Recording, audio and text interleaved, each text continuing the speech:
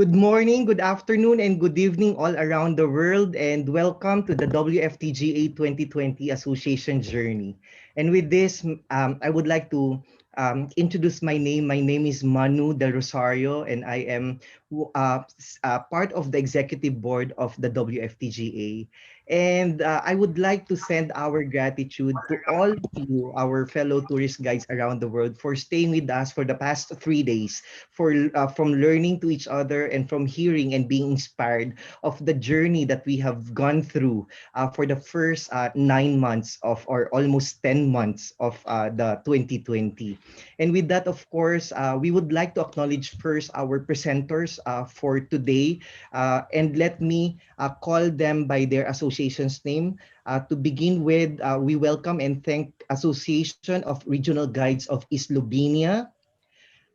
We would like to say thank you also to London's Association of Professional Tourist Guides, German National Tourist Guides Association, Aydin Chamber of Tour Guides. We would like to thank the National Federation of Tourist Guides Associations USA, the Society of Tourist Guides Singapore, Cyprus Tourist Guide Association, and last but not the least, we would like to say our gratitude to Pan-Hellenic Federation of Tourist Guides for all of you being with us today. No matter what time zone do we have, we still are in unity to learn and be inspired from each other. But of course, this won't be possible without the initiative of the World Federation of Tourist Guides Association Executive Board. So we would like to acknowledge, of course, the president of the WFTGA, Alushka Ricci. And Thank we you, would Manu. like to thank you, Alushka. And it's so nice to see you and meet you virtually again. And of course, also my fellow executive board member in the WFTGA and seated as the training head division, we have on board as well Miss Viola Luis. Hi, Viola. And Hi everybody. yes, hi everyone. Hi Viola. And of course, we would like to say thank you in advance to our technical team. We have led by Sebastian. So thank you very much. So with that, thank you all with this journey that we are all taking through, that we are all have gone through, and we will all be going through in the next few months. And as we are looking forward on your presentation, we would like to give you some housekeeping. Of course, for our presenters, we would like to maximize our time being together, as time is very much precious for all of us. So we are allocating 12 minutes per association for them to present or for you to present your journey, so that we will be our mind will be sparkled with so much inspiration. And we encourage interaction from our audience, from our fellow tourist guides, and from our presenters as well. So if of course, for the interaction to start up, you can exchange your questions, your gratitude, and also your appreciation, as well as your inquiry or clarification using our chat box. And with that, we are all recorded and shared on all WFTGA platforms and social media platforms as well. And at the end of the session, we are to take a family photo so that this will last as a memories for all of us. So I hope that you are all okay with this simple and yet very detailed housekeeping for all of us, so that we can be on time, that we can meet also all of you to be accommodated within our journey this 2020. And of course, this has been an opportunity for the WFTGA, specifically both all our fellow tourist guides around the world, specifically you, our WFTGA association members, to share your challenges that you have faced this year, from your association, from individuality, and your membership's point of view. It will be a very good learning journey, so that we can be we can be inspired of how you were able to pivot and how you were able to shift from these challenges, ending it with something positive. It is our duty as ambassadors, as goodwill ambassadors, to always end our stories with so much positivity. And it is also an opportunity for us to be able to share these success stories. We realize that many of you have embarked on wonderful internal journeys and projects, as we have seen on social media, as we have observed also from the different platforms. And we look forward you to share this with our members and tourist guides across the globe. So this program presents us with the environment to inspire, to learn, of course, to acknowledge and support one another, because that is what being on the WFTGA family is all about. And this is a session for our members as well, about our members' story. And by no means will the focus be on matters related to the WFTGA itself. So this is another exciting third session of this WFTGA 2020 Association's journey. And with that, of course, we would like to acknowledge as well all our viewers around the world. So please stay with us for the rest of our presenters for today. So for you to get also, and for you to learn as well, to grow as a person, as an association, and for us to start to move forward towards how we are all looking forward towards the recovery, towards the resiliency, so that we will all become the better version of the tourist guides around the world. So I hope that the purpose of why we are all here together, gathered today, are clear for us to better understand and better to look forward for what these presentations and presenters from the different associations will be sharing with all of us. It is my honor to present to you as well and to acknowledge again our first presenter for us to move forward officially and formally to the presentation proper. So as I am reading and as I saw the session during the past 2 days, it was very enriching. And for today, another exciting journey, because we have from the Association of the Regional Guides of Slovenia, or Argos, and to be presented by, of course, our fellow colleague Nina, her and their journey this 2020. So, Miss Nina, can I call you on board? Yes. Hello, everybody, everyone. I'm one warm welcome from Slovenia. We have a nice weather and everything is ready that we start our journey. So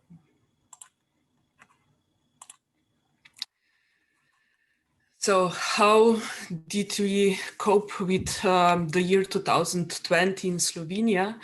At the beginning, just to explain, we are Association of Regional Tourist Guides of Slovenia, or Argos. And as already told, I'm Nina, and our Mateja Kregar-Glihar is the one who helped me, or who prepared the today presentation, which I will be sharing with you. So we started the year quite positive, with nice ideas how the 2020 with Nina, one technical thing, can you click on full screen? Thank you, much better. Okay, welcome. So we met in the beginning of the year in Italy at ADA, Alps Danube Adriatic International Tourist Guide meeting. We did some plans how we will do the year that is following. We did some associations general meeting, as usually in this time of year when there is a little bit less of work, or it's not really a high season of tourist guiding in Slovenia. And of course, in February, we had also celebrated the International Day of Tourist Guides. We did over 60 tours all around Slovenia. We organized guiding tours also for partners as well. And we had really an excellent media coverage in this year. So it was really like a boom. And also the Slovenian public or market realized that guiding is or realizing or experiencing seeing the sites with local guides is much more nice as just walking around on your own. So it was really amazing 2 months, and yeah, then it came a Black Friday in Slovenia, March the 13th, when everything closed. So the schools were closed, everything. So the rumors which were before it started to see like serious, and we were all a little bit in really shock situation. At the beginning, we didn't really believe how serious the situation is, but at the end, yeah, it showed up. It lasted already several months, and we don't know how long it will last. We just started with writing some letters to ministry regarding our situation, and somehow we got some support. So in March, we got a support. So the freelancer, we got a support from 350 euros for March, and then for April and May, like 1,100 euros. From that one is like 700 to universal basic income, and the rest goes for insurance. So from my perspective, I lost everything. So I didn't get anything because I started my own company and my own tourist guiding on my own this year. So I decided for tourist guiding as my core business in 2020. So I lost this one because you had to show how much loss you have in comparison to the year 2019. So we somehow in April started our virtual coffees, so we get to know better with Zoom and all kind of technology to meet, to talk to each other, to encourage each other. And we started more focusing on social media, so Facebook and Instagram. We wanted to be presented, we wanted to be there, not that everyone forget about us. Also, our web page got a new look, and we were supporting also or participating in those things as well. We were like very active, as I said. It was very important from our to keep a good condition as well, a good state of mind, not to give up. In April, it was yes, the first thing what we started already before Easter was that we started to film movies, small videos about Slovenia, telling to the world in different languages. So we had like Monday in English, Tuesday in German, Wednesday in Italian, Thursday in French, and so on. So each day we had another topic, each day another tourist guide represented something special about Slovenia. And this went on till the middle of May. And I would just like to share a small presentation how it looked like. So we put everything on YouTube. So we did our own YouTube channel, and it looked like this. So I believe you have to hear it.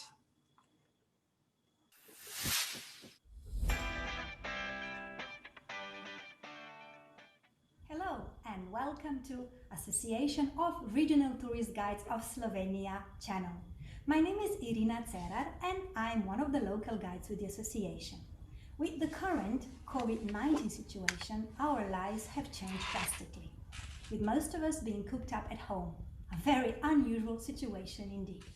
We, tourist guides, are used to spending time outdoors, surrounded with people. We are used to taking our guests to fascinating destinations, showing them sights and attractions. We are used to the best office window. But these days, you will find us indoors. You will find me in my office. But I believe every cloud has a silver lining. So, since we cannot take you and show you delights of Slovenia in person, we have come up with this channel, and so we can bring Slovenia to you, to your homes. Every Monday in the coming weeks, We will be sharing interesting information, sights and insights from across the country, and we would be delighted if you could join us. Now, also, Easter is coming up, so I would like to show you these lovely Easter bundles. We call them butarice, B-U-T-A-R-C-E. They are an integral part of Easter traditions here in Slovenia. As a matter of fact, they have become a symbol of Palm Sunday. These festive bundles can be made of different materials, such as olive tree branches, springtime flowers, and these, which I'm holding in my hand, are made of brightly colored dried wood shavings. This one also has a little bit of greenery in it. Now, these are unique to the... So just to get a little bit of feeling what we did, more of those videos you can watch on our YouTube channel. So there were a lot of them about different topics. But we move on, yeah, in May our lockdown was to the end. So officially in Slovenia, you were allowed to go out to start doing also some of meetings in person. And we started with our first live coffee after a really, really long time. And we met more or less in Ljubljana because from there, most of the members are coming. We started also the first study tours, and most of the May we were like really walking around, discovering some special places of Slovenia, getting to know places in Slovenia and educating ourselves. What was from my side of view really, really important. We joined also in May to the campaign Moja Slovenia, which is called My Slovenia, presented from or supported from Fil Slovenia, or Slovenian Tourist Association and Tourism Association, and they encouraged us also to make some films, some movies, some videos also for their YouTube. So we were all the time somehow present, but in June the financial support was over, so we didn't get any help anymore. We started but some guided tours organized by ourselves in different parts of Slovenia. We did that with Facebook events, and we also reach a lot of people with local printed media article. And as soon as we started to use this printed media, also more and more people joined us and enjoy the time with us. So we did that for some small money, but at least we did it. We started negotiation with Chamber of Commerce of Slovenia for small entrepreneurs, and we had this regular media coverage about our difficult situation. We were pushing, and in the end, in September, we got some support. That means that the freelance tourist guides can get up to 2,500 euros, and the companies who are hiring tourist guides can get up to 5,000 euros. It goes about some special programs with special experience, and we can offer that for a Slovenian as well as in foreign language. So a lot of us, or some of us were successful in this participation, and we got those one. From my own story goes like this, that I get also support from our tourist information center in my hometown, so I can combine both of them. So me as my company, and also with tourist information center. We are still getting... Yeah, last 1 minute. Thank you. Okay. We are also meeting every Tuesday evening, more or less online, educating ourselves, giving some information to others. We are starting to also talk with our authorities about the guide market control, because it's starting to guides that are having no license. So we are also doing this one. And in October and in November, they are saying we will get again some financial support. So this is like the fifth package from our government. And yeah, we are trying to educate ourselves, to do some courses and to stay fit somehow. How it will go on, we're gonna see it, but the journey 2020 was till now quite interesting, not what we expected, but more or less we coped with it with our all strength. Thank you, Nina. That's perfectly on time.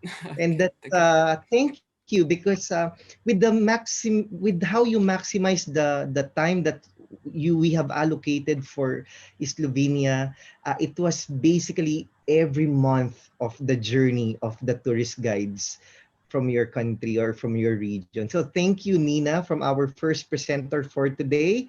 And we will be meeting you up again as we are encouraging people to send their comments or their questions from our co-presenters as well as from our viewers.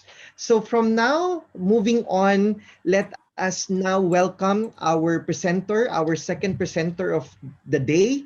We have from London's Association of the Professional Tourist Guides, or the APTG, to be presented by Glyn Jones.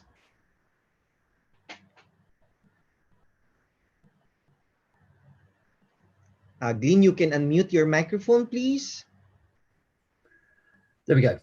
I'm speaking to you from the outskirts of London, and as the leaves turn brown and they sweep down Saint the Mall, as someone was showing us yesterday, an empty Buckingham Palace, where normally at 11 o'clock you would see thousands of people watching the changing of the guard, and there was no one about. We started our lockdown came in on the 23rd of March. We were greeted with sort of a series of cancellations and then the formal lockdown. Immediately, the organisations of London and Britain got together as a task force, so the European, the Tourism Task Force, getting together like-minded organisations. We have so London, the APTG covers London. It has 540 members. In fact, this year the membership has increased by about 40 members, as partly through to the support it's been giving to its membership. It's sister organisations of the Guild of Tourist Guides, or the Guild of British Tourist Guides, linked in with Scottish Tourist Guides, and I believe the Welsh wants to join the World Federation, and they're doing some talk around that. So the task force got together and started lobbying government, lobbying the Department of Media, Culture and Sport, trying to recognise the fact that tourism is an important factor and was being severely affected, along with the sort of the various different aspects of the industry. So media interviews, lobbying the government were offering self-employed grants. So depending on your grant status, certain people feel self-employed support. These were grants without loans and based on your income from the year before. Not many. Then there were a few guides that fell out of that. Some who have limited companies and draw an annual fee from it, they were excluded.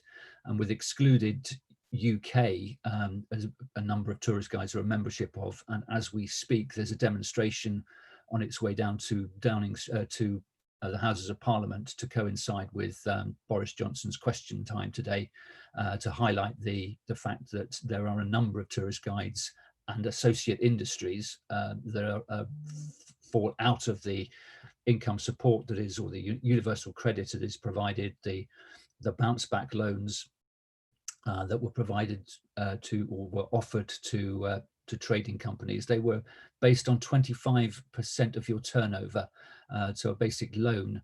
And we understand that loan period is going to be given, was initially a 5-year payback period, is now going to be a 10-year period.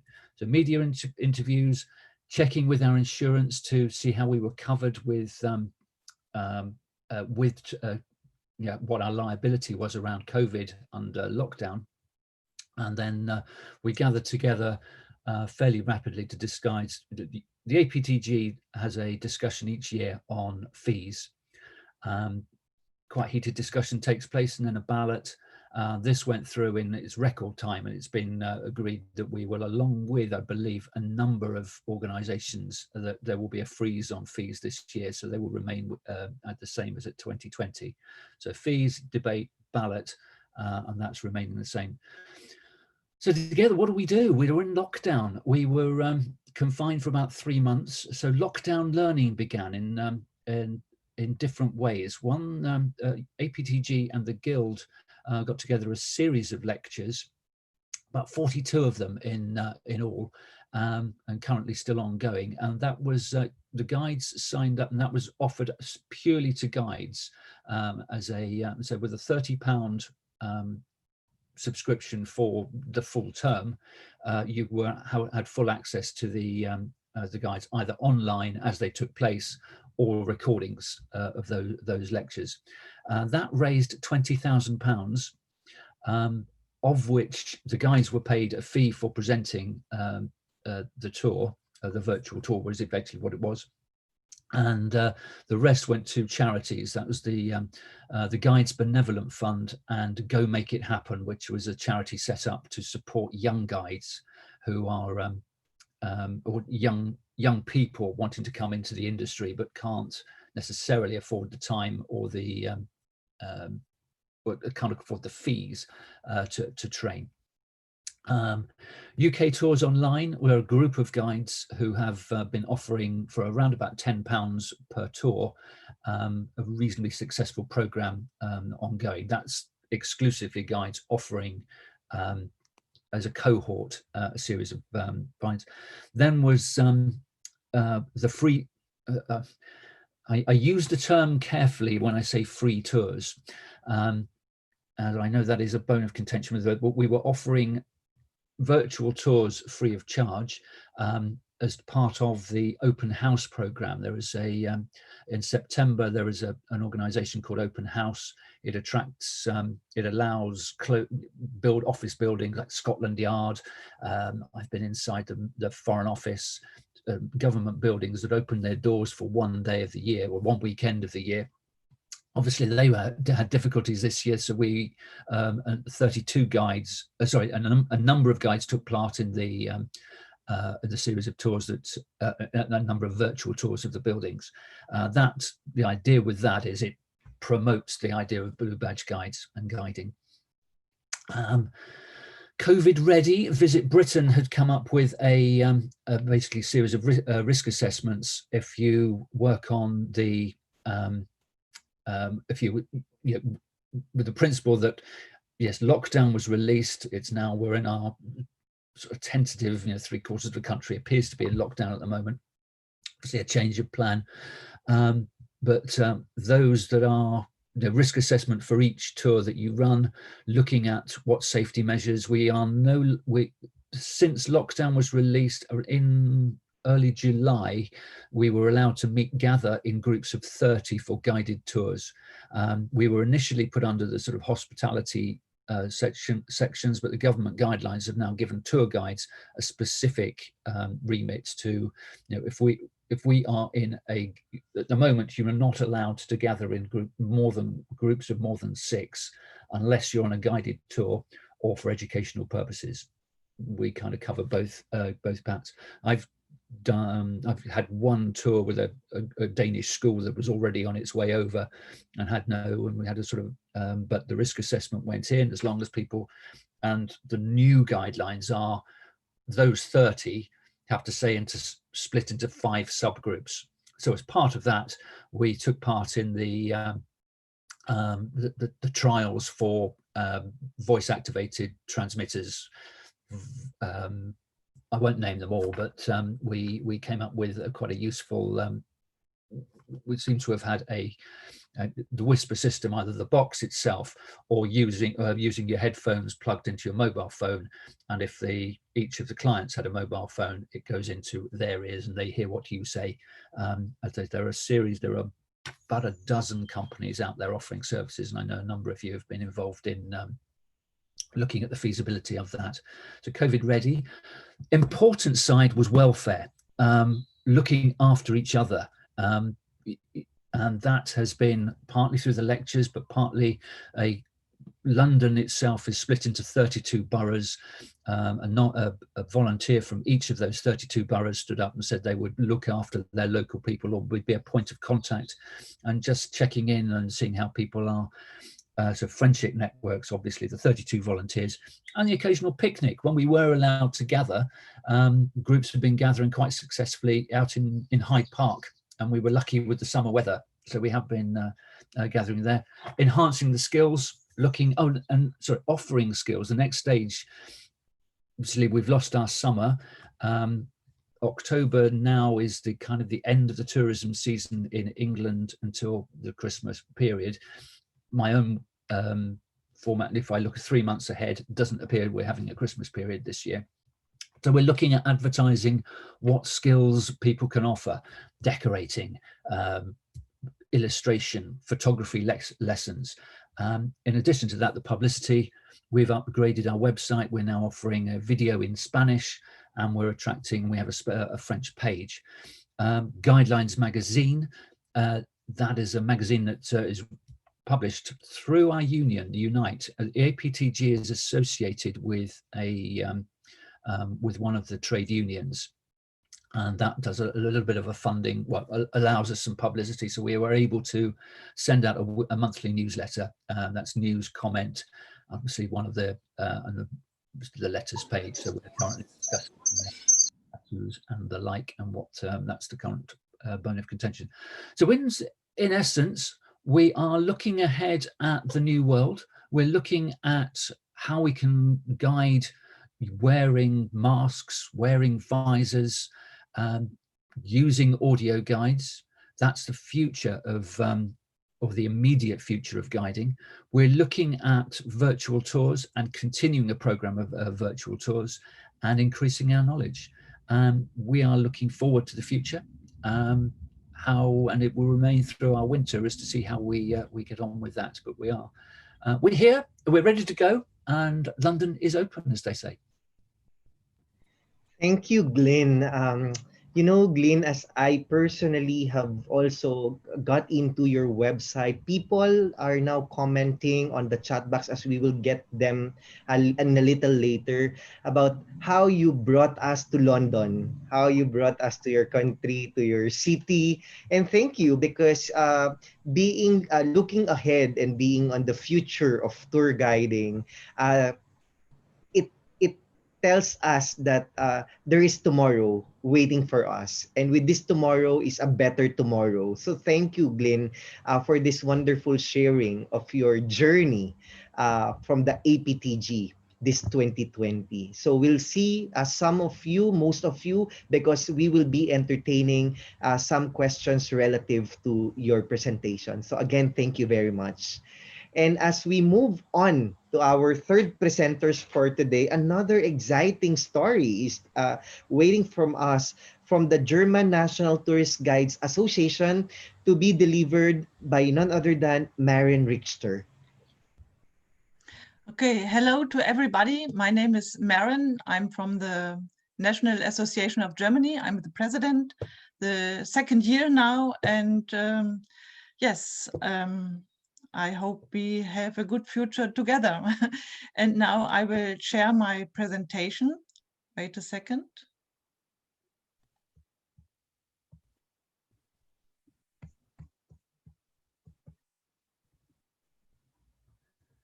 And here. Okay, it's okay. Everybody can see it. Is it okay? Yeah, Yes. It's okay. It's okay, perfect. Okay, the National Association, you can see a virtual background behind me. It's a screenshot from our homepage if you want to have more information. The National Association of Tourist Guides in Germany is an umbrella organization. We have 240 local associations all over in Germany. And so we are altogether 7,400 tourist guides. And what is special, in Germany, you don't need a qualification. It's not a regulated country. Everyone can be a guide. But in our association, only qualified guides are allowed. Everyone has a qualification. Our head office is in Nuremberg. It's in Bavaria with 2 employees. Our association was founded 1994. We are a member of the FEG and WFTGA and other big tourism organizations. And we have a good service for our members, I think, professional liability insurance, for example, certification, tax info service, special magazine, Cicerone twice a year, organization of the International Tourist Guide Day, and so on. This is a picture of the history. It's our board with our employees, 1st of March in Bavaria. And what makes this picture so special, it was our last meeting without social distancing. I hope this will be our future again. This was our last big meeting. It was in Bavaria. And at the end of this meeting, the message was came over that the International Tourism Fair in Berlin was cancelled. And we had a good luck.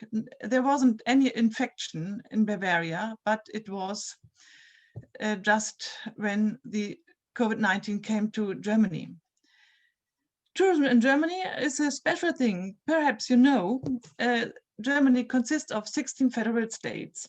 You can see the red point at the red head, at the red side. It's the capital, Berlin. It is located in the federal state Brandenburg. And the tourism is very different. It is mostly to the coast and the north of Germany. It is in the southwest of Germany, Bavaria, and so on. And the big cities, Berlin, Hamburg, Dresden, and so on. And there are people saying tourism is not so important in Germany, it's more the industry and so on, but that's not the case. 3 million people provide services in tourism. That's up to 7% of Germany's workforce. And so it's very important. The high season beginning in April, ending September, October. And we expected a very good season, 2020, but then this news came on the March 11th. The WHO declared COVID-19 a pandemic, a complete stop before the season started. Yesterday, we heard one, it was the end of the season. I believe it was Costa Rica. It's a different situation. Here it was before the season began. It was a complete stop. But we had a good message of the German Federal Minister of Economy, Mr. Altmaier. He said, we don't let anyone alone at the end of March 2020. And we heard that he promised 50 billion euro for support help. We were deeply impressed. And we didn't, we believed this. This is the homepage of the Ministry of Economy. Soforthilfe, that means immediate support. But then we learned it's not only the Minister of Economy, we have another Minister of Finances, and he doesn't like to spend money. And so we have two different views. The Minister of Economy, he promised money, but the Finance Minister, he doesn't like to spend the money. And so it was a complicated situation. It was so complicated to apply for the immediate help that up to now, I believe more than 37 billion is already in the ministry. The principle was for freelancers, they can apply for compensation for immediate help, but only for the running costs of their office. And as all of you know, freelancers, tourist guides, they don't have an office which is very expensive. They have only low running costs. But for the living, freelancers, they had to apply for social welfare. And first, they have to live on their savings. And I showed you this picture. It is a different thing. The federal states have different governments. Each federal state has a capital and a government, and the policy is very, very different. In culture, in education, and in tourism, the countries, the federal states are responsible, not the federal capital, Berlin. So we had different situations in each federal state. So for me, I live next to Berlin. It's very difficult to know what the situation is in Bavaria, in Lower Saxony, and so on. I have the information, but it's a complicated situation with the 16 federal states. What did the BVGD do? We intensified the cooperation with other players, for example, the German Tourism Board, with the tour managers and others. We were seeking for information. For example, this man, the CEO from the German Tourism Association, he was very helpful. We picked up information, we shared it with the members, newsletters, infos to taxes, and all of this. We had many Zoom conferences with people from the tourism. We wrote official letters, and it was always the same issue that we as solo entrepreneurs, as freelancers, we need compensation for the missing income and the option to spend this for the living and not only for the working expenses. We made press releases, we had talks with politicians. For example, the man in the middle, he is the official, he's responsible for tourism in the capital. We talked with members of the opposition because, as you know, it's very different to talk to the parties of the government than to the politicians of the opposition. And we asked our members to sign petitions, successful. We made a concept how guided tours are possible in these times to support the restart of the tourism. And this guideline, how to pay, how to meet, how to keep distance, and so on, we sent this to all tourism organizations, and it was a great success because we supported them. We organized a digital training course for audio systems, so it could be possible to have social distance by guided tours. It was done by Sebastian Frankenberger, and I can recommend this seminar very much.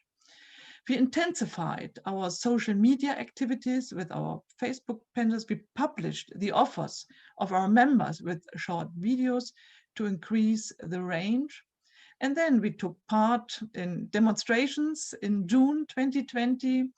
This was a demonstration of the whole tourism. And here you can see the president of the Berlin Guide Association, and I'm the second one. And we demonstrated for restart and for financial compensation. More demonstration in September in Berlin. This was the motto Alarm Level Red. And the situation now in Germany is very multifaceted. Some guides look for other jobs, for example, teacher and so on. Others, they had a successful restart. In some countries, it's possible in some areas. Some prepare the restart, some live on social welfare, others live on their savings, and all together, common is that we hope together for the best in the future. And we have a long way. We continue politics, cooperation, networking, marketing, internal training. And I want to say thank you very all, because already I learned a lot what we can do in the next 6 months. And it was a great pleasure and a great, I enjoyed it very much to take part in this Zoom conference. This is the end. Thank you, Marian. Thank you for sharing your journeys to the rest of the world, and looking forward for more of the interaction from our participants as we embark on our last presenter for the first half of the session. So imagine how the first 3 presented so much inspiration to all of us. And as we welcome our 4th presenter for the day, we would like to welcome on board the Aydin Chamber of Tourist Guides, or of Tour Guides, to be presented by Hakan Ugur Kasap. Greetings from Aydın, Turkey, to all the colleagues across the world. I now represent ATRO here on behalf of my colleagues from office in Aydın, in Kuşadası. I'd like to say hello to all of you. I'd like to start my presentation by introducing our chamber and our activities that we've been preparing for. What happened now? Can you all see me? Right here. So ATRO is a chamber of tour guides in Aydın and established in 2013 with a total members of 667. And of that figure, we have 560 members who are actively guiding at the fields, and 117 of them are inactive, meaning that they do not do this as their full-time profession. They do this as a side business, and some of them can choose to be active in the following seasons they like to. And out of this figure, we do have 558 members of our chamber who are nationally licensed to guide across the nation in different sites, museums, and so forth. And 119 of ours regionally guide in their designated areas. And we do provide services in 24 different languages, and 237 members of our chamber are female, and 440 of them are male members. This is like a little statistic that I'd like to share with you. So we do actually, our jurisdiction lies in two different regions, as Aydın and Denizli on the western part of the country. And I'd like to emphasize on this fact that out of 13 Turkish tour guides chambers, we are the one and the only independent member of WFTGA. We became a member as an independent member just very recently in February this year. So on the map, this is our location on the western part of the country. As you can see here with my cursor, Aydın and Denizli. This is where we actually serve to our members. And we're on the western part, right on the coast of the Aegean Sea in Turkey. And nearby sites that we do guide, most of our members guide in this beautiful world, known archaeological and natural sites that some of you may know them really well as the most beautiful ancient city, best preserved Greco-Roman ancient city of Ephesus, with this theater and the Temple of Hadrian. And nearby we do have this natural springs, hot springs of Pamukkale. And nearby we do have the Temple of Apollo in this site of Didyma. And Aphrodisias is another beautiful archaeological site. This is the Tetrapylon and Pamukkale site. So in our region, we do actually conduct tours with our regional guides and local national guides in this area where our chamber associates with. And in our city, we do have one of the most advanced cruise ports, which is a main hub for most of the cruise lines of the Aegean and the Mediterranean cruises. So these photos may give you an idea about how many cruise ships would call into our ports. So in the previous years, most of our guides work for the cruise lines, cruise companies, sub-agencies, anyone who will do tours for the cruise passengers to nearby city of Ephesus and to other archaeological sites and sites of interest. So in the previous years, just to give you a figure, for instance, because we did have, as you may know, some issues in 2016, by 2015, we had as many as 600 cruise ships call into our port, where 700,000-800,000 cruise passengers call into our town, and we took them out into the ancient city of Ephesus. So besides this particular information on the site, I'd like to tell you all about our activities. We take the 21st of February International Tour Guides Day into a very big pride, and we do have serious organizations. We actually have that as a one-week organization. In this day, we have organized 5 seminars, 1 panel, and of course, our gala dinner with 230 members joined us for that.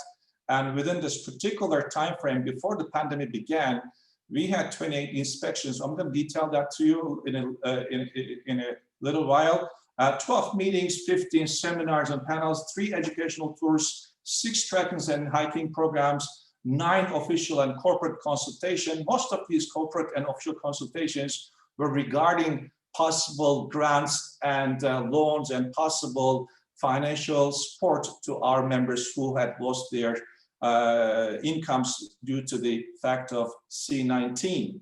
So during the pandemic period, since we could not reach out to our individual members, we did organize 11 live broadcastings where our members could be, reach out and have their educations completed. So as ATRO, we also had very proudly played an important role in an EU project last year. Here are the mayor of Romanian city of Sinaia and our mayor and our board members. We took a place in Romania to contribute our experiences and know-how in order to strengthen twin sister city associations, as well as to be able to conduct sustainable tourism in the sites. And 2 of our professors of the university in our city also joined us to share their most valued experiences and information. So these are my colleagues, ladies and gentlemen. Last 21st of February, we had our gala dinner of International Tourist Guides Day, and in our city we do have a university of tourism, faculty of tourism, with the tour guiding department. So these are all the guides in the university, students, new students, and on that particular week of National Tour Guides, International Tour Guides Day, we take many professionals into our program, so they share their experiences, and we give a lot of seminars, conferences, and beautiful details that we share with our students and future candidates, I shall say, who may experience our experiences as well. So some of the tours we conduct along with this particular organization for nature walkings and archaeology in the nearby side of Ephesus, because as you may know, we all have to keep up with the latest information of the excavations. During the pandemic periods where the news came down to be the black news after 11th of March this year, because that's when the Ministry of Health announced the first casualty of Corona, and we started then broadcasting live seminars, live stream seminars, as well as many different conferences with officials and with the professionals in our field. I wanted to show you this because this is the picture of our port here. You can follow my cursor. This is an empty port we're facing to after March this year, where it used to be a very active, full of cruise ships and lively with a lot of passengers. And these are the pictures of Ephesus, which is left all alone without many people. For a very long time during the pandemic restrictions, museums were closed down as well for better precautions. So normalization began after June, especially with our national holidays. A lot of the Turkish people started traveling nationally, and then we started conducting national tours, meaning that the Turkish people traveled to different archaeological sites or the sites of interest. And our association here, along with the cooperation of TUREP, Turkish Guides Union, and the Turkish Travel Agencies Association, we do have the team of inspectors. What we do here, like you see here on the left top corner picture, our colleague and the police officer, we do inspect tour coaches. What I mean by that is that all the tour coaches may comply with the restrictions, disinfection, seat assignment, and of course the tour guides will have to have their official documents, and they also have to have a certification, which is what you see next here. It's an obligation for a tour guide to complete a training of pandemic, that each tour guide will have to have one of these. That means that this particular certificate designates this tour guide to be an authority on this tour of his group. Any symptoms may occur, tour guide is the authority to reach out to the designated health center for any means of medical action to take place. So this is a certificate that each tour guide should obtain before they actually go on a tour. And our president, Mr. Ozan Sayın, actually I'm sitting on his seat now. The gentleman on the left side and the minister and the president of our Union of Tour Guides visited the Minister of Tourism, Culture and Tourism, Mr. Ersoy, in his office to talk about the condition of tourism through pandemic period, as well as the position of tour guides, where most of our members became unemployed, unfortunately, as we are all self-employed. So these talks were to see what sort of precautions and restrictions we would have to follow in order to take care of tourism, if possible, as well as to be able to provide a grant for tour guides who are totally unemployed. And unfortunately, grant was not granted and loan was given. So a small number of guides were, they actually applied for it, and a very small figure being given as a loan with a long-term installment to our members. Obviously, this was not very efficient enough for quite a large number of tour guides who are now being unemployed in the industry. So in order to convey our word further into official government and the state officials, to be our voice, to be our voice in the state, to allow our voice to be heard in the state departments, important officials visited. Two of the members of the... Sorry. Yeah, last 1 minute. Thank you. Thank you. Thank you, ministers visited, members of parliament visited, our mayor visited us so that they could convey our message to further details and to bring safe traveling into the agenda of people. And we prepared, for social awareness, we prepared small footages of our sites guiding with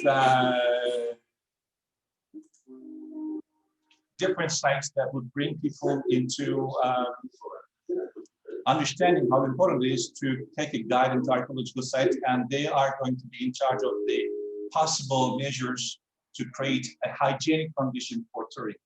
So I hope that the future will be brighter for us, and I thank you so very much for attending and greetings from Turkey once again. Thank you, Hakan. So appreciation to the first 4 presenters of today.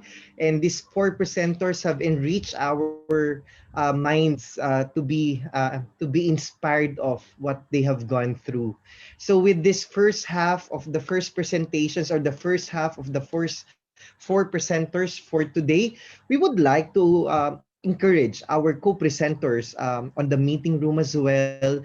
If you have some questions, or if you have some inquiry or comments or voices as well, if you can just let us know, please feel free to ask questions. Of course, these are all highly appreciated from all our co-presenters.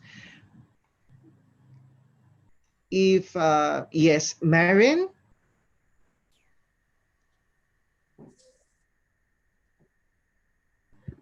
If Marian, yes. Yeah, I have a question to Hakan. Please. You talked about the certificate with the new rules and so on, and I'm astonished to hear this, because in Germany we change our rules. The rules now are not the same as 2 months ago, or maybe in 6 weeks there will be different rules. We don't have the same rules, and so for us, it would be difficult to establish a certificate. Yes, this is exactly, you're right, because every single day we wake up to something very new that we don't know. Every single day is a new life for us. But to be able to stabilize the foundation of hygiene conditions on tours, so for example, designated areas for hand sanitation, so for masks and so on and so forth, or to be able to know what sort of measures to take in the case of emergencies, these kind of educations that had to be given to tour guides. But as you said, yes, what we know today can be totally different to what's going to be told tomorrow. So we cannot really follow all those strict restrictions and regulations, that they're subject to changes every single day, every single hour. But to be able to follow at least the basic needs of hygiene and other means of conditions, this is a certificate that needs to come along with. So sanitation and all those kind of things could be followed up by the tour guides. That's the reason we give this particular certificate. Thank you for that, Hakan. And that actually leads me to a question which has come through generally on the chat session. And this is a question perhaps put to more than one presenter. I'm going to actually structure it in 3 different questions. Some of you have actually put this in your presentation already and spoken about this. And over the last 2 days, I know some of the presenters covered this. But basically, you mentioned that you have to stick to some of the protocols in place for health. So the question that came through is, do you have protocols, COVID-related protocols in your respective countries right now that you are having to use when guiding? This leads me on to the second part of the question. When you do have your groups that you are taking around, do you have to register their data? So do you have to capture their data for potential use by a government to track an infection or a testing positive person? And then thirdly, linked to this, have you lost any guides due to COVID? Have any of your guides passed away due to this? So this question can be presented to a couple of you. So just in essence of time, let's have 3 of you respond to this. If I could just have an indication of names of your hands, then we can get you. So Glenn would like to respond. So Glenn, would you like to go first?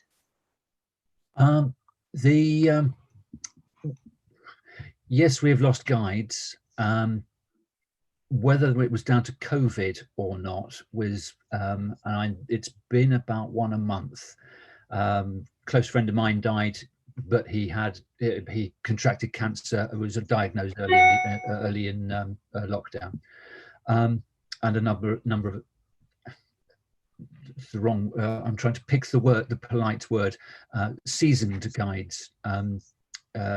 Who were pinnacles of the sort of foundation, had been in the guiding profession for a number of years, have passed on in the last few months. Next question. The COVID ready, we were asked to provide basically a risk assessment in the last, and the track and trace was, as it's called, was dedicated to obtaining 1 contact detail, so a group leader who could then cascade to other members should members of his or her group. That said, in the last week, we have been offered the facility of a QR code so that we register our business and everyone checks in on the mobile phone. I've yet to use it.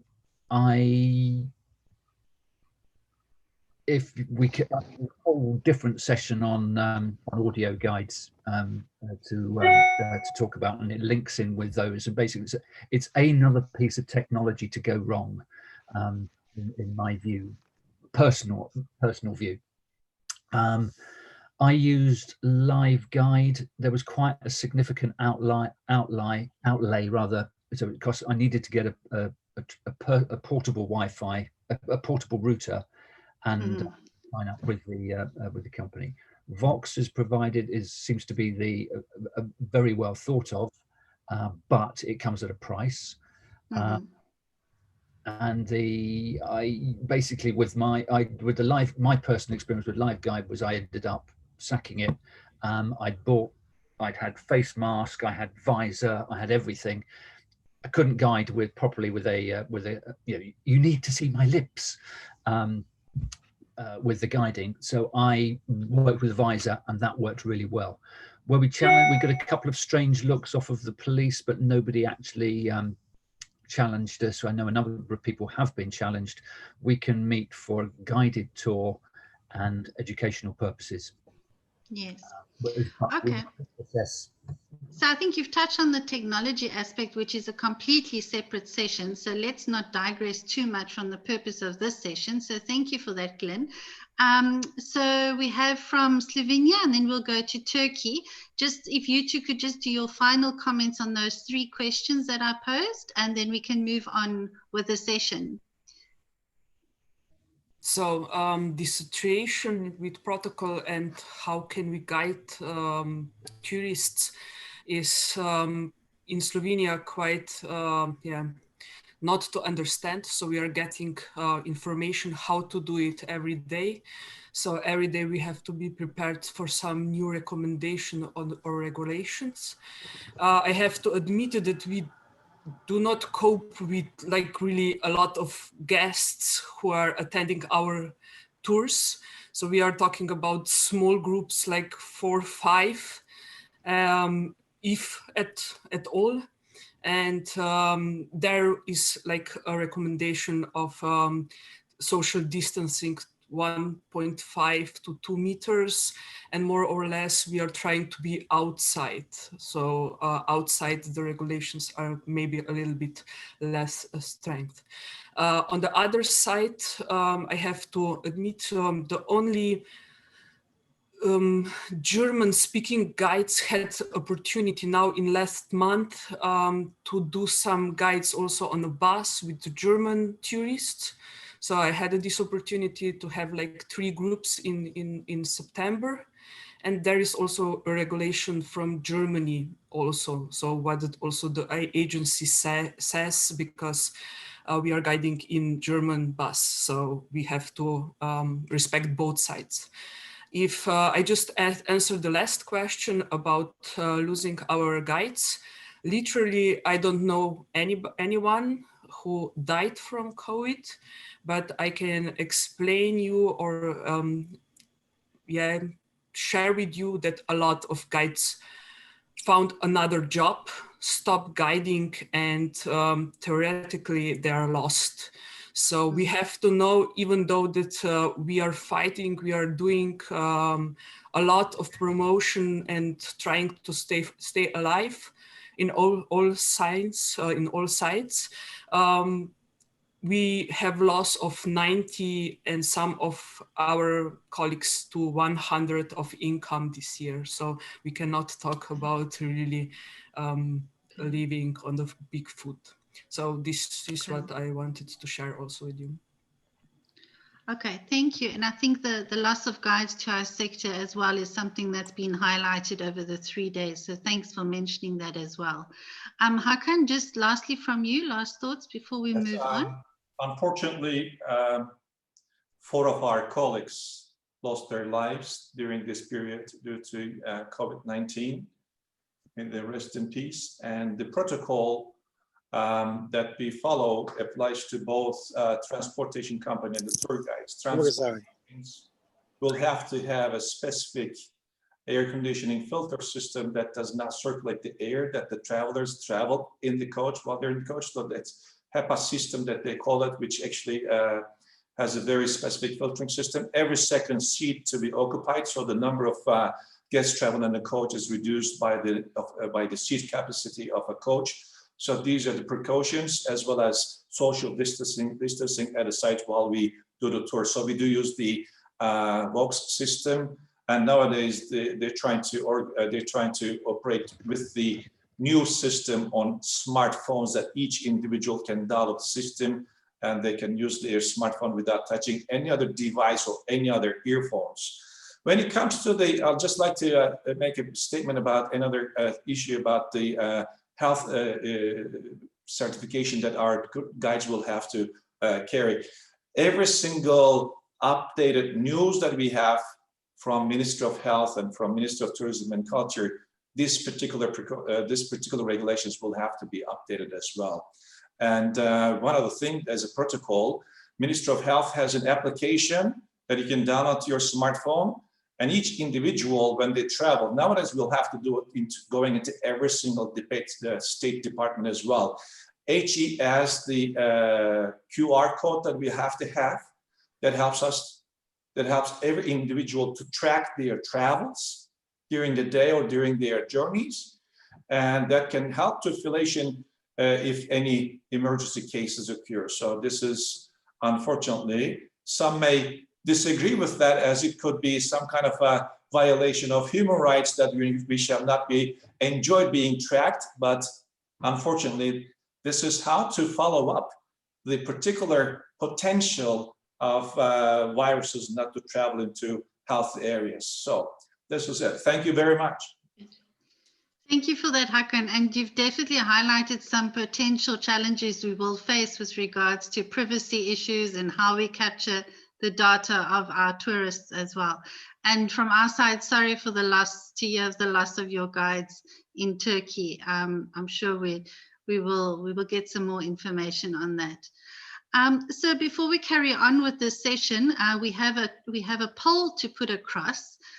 So panelists, you won't be able to participate in the poll as far as I'm aware, but those who are watching externally, the poll has now popped onto your screen.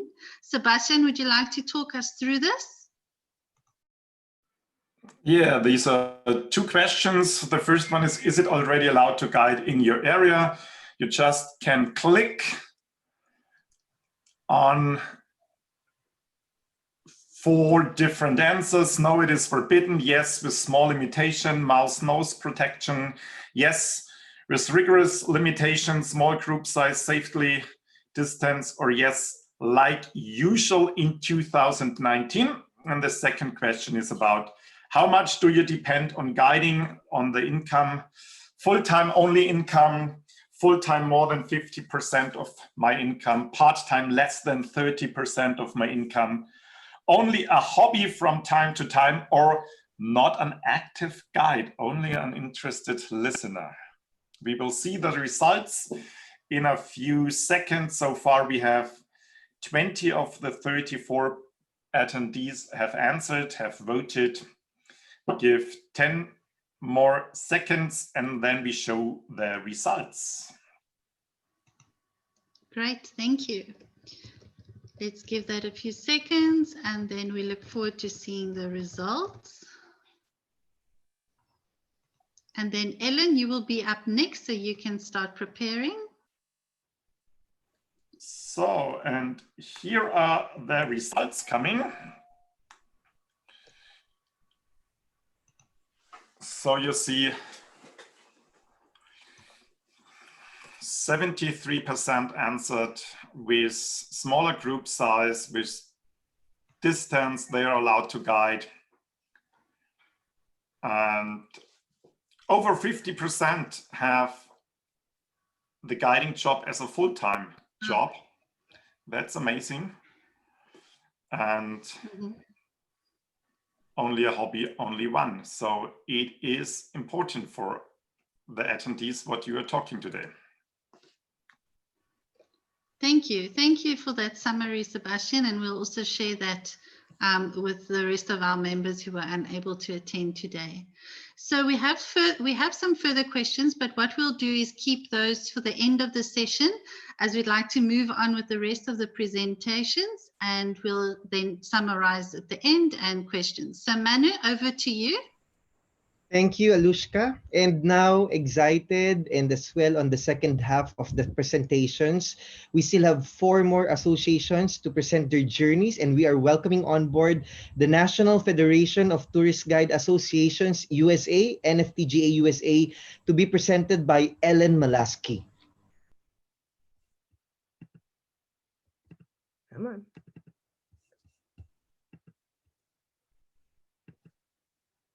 Okay, I hope everybody can see that. Well, good morning. I say good morning because it's 7:15 in the morning here. So greetings from Washington, D.C. I am Ellen Malaski. I'm the president of the National Federation of Tourist Guide Associations. We are an umbrella association like some others. We have 21 individual, they're all volunteer associations across the country. And of the 21 of us, some are very active, some are very large. If you're in DC, I think you had a talk the other day from New York. We have in DC, we have over 450 guides that belong to the Guild of Tour Guides. Some of the associations have less than 20. So it all depends upon where you are in the country, how large the different associations are. Among us, what do? We share information among us. We give ideas.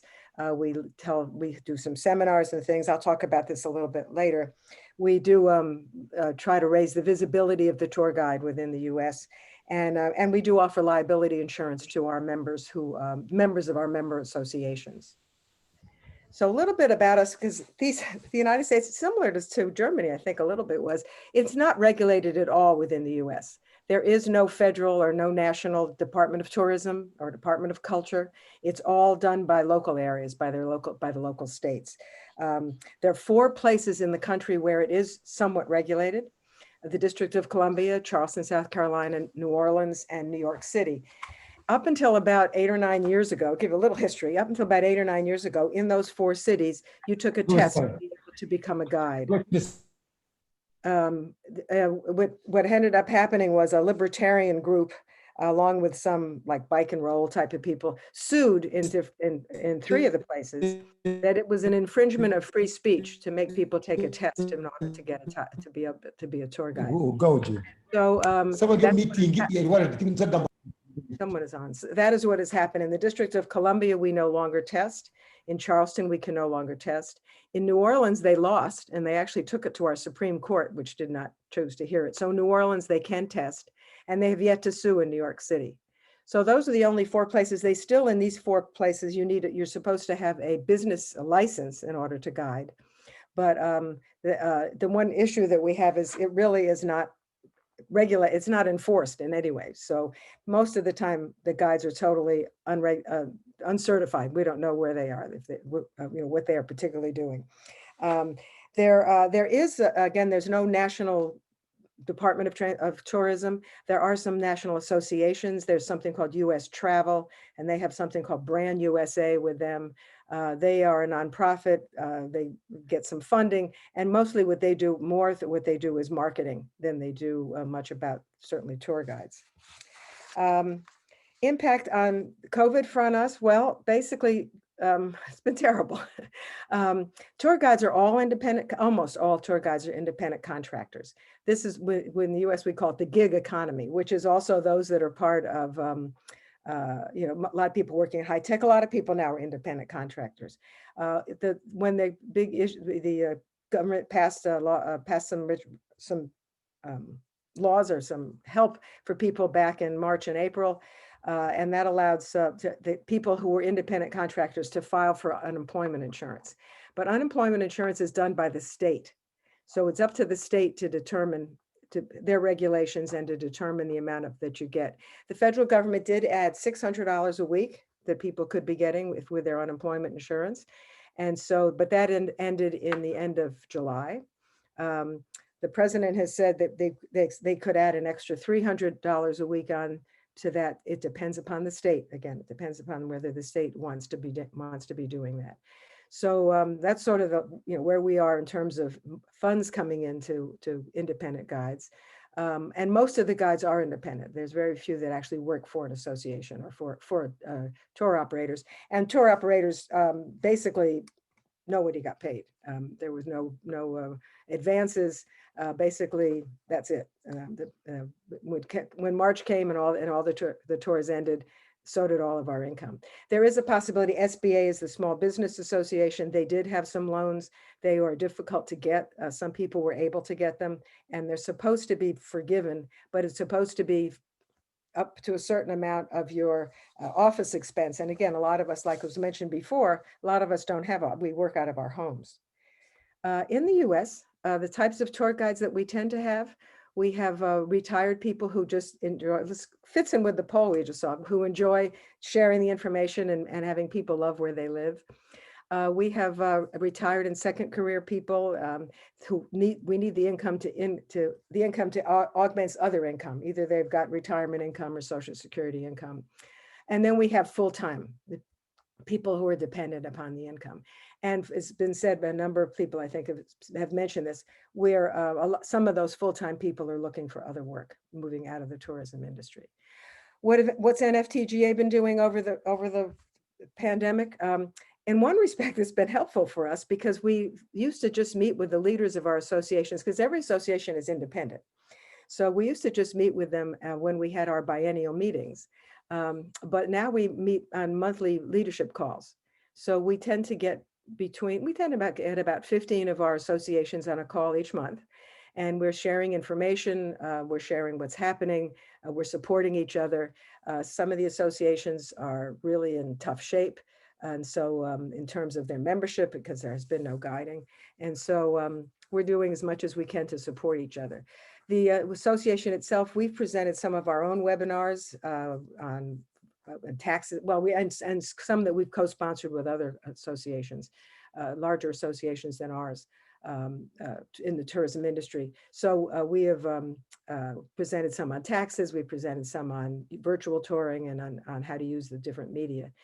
We are also advocating for guides. Again, we're a small organization, but there are large national organizations that are often, there's the American Bus Association, there is SITA, which is Student Youth Travel Association, there's NTA, National Tourism Association, that are large, and they are full of tour operators, many of them.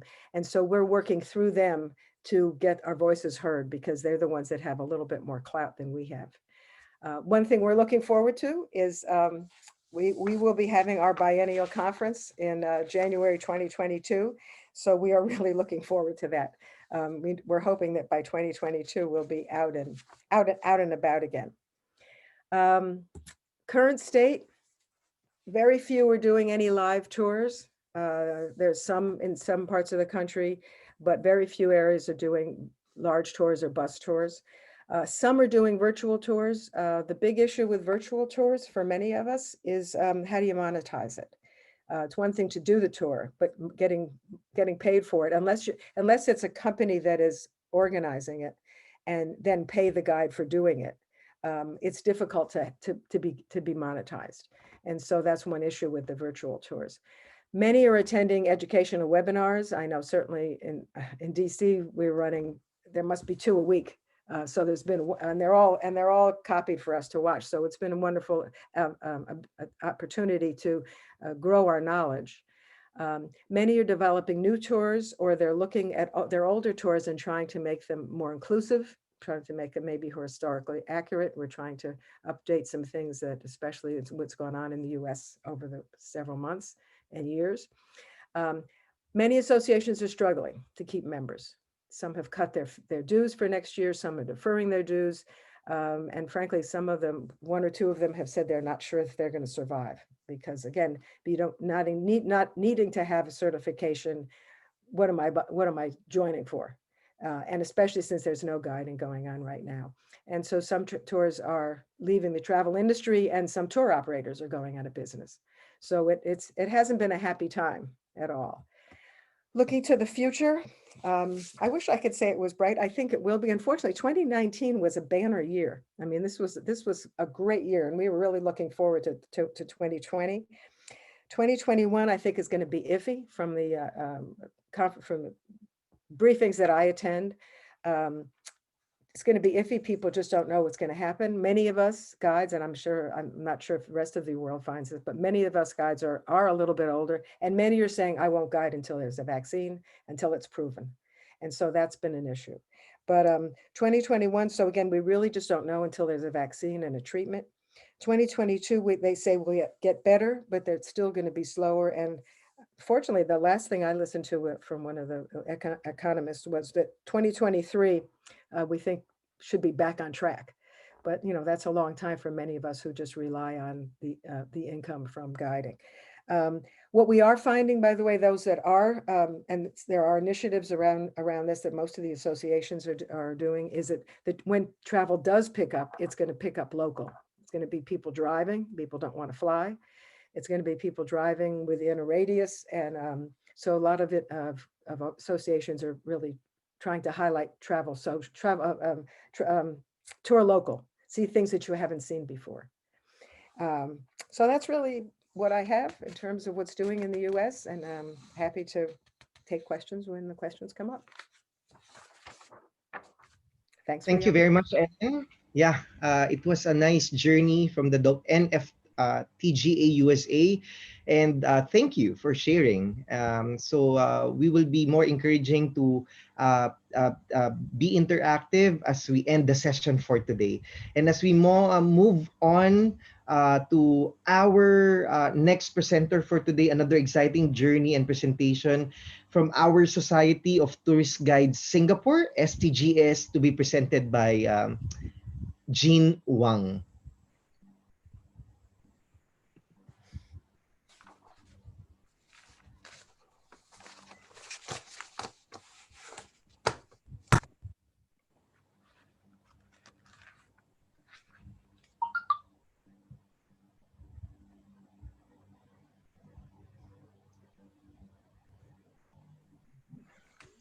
Good evening. Can you see the screen now? Yes, Jean. Yeah. Okay. Good evening or good morning to all of you from so many different countries. I'm missing London. I was there a few years ago for a familiarization trip, and we met London Guides Guild of APTGA as well as Scottish tourist guides. So that was really a good memory.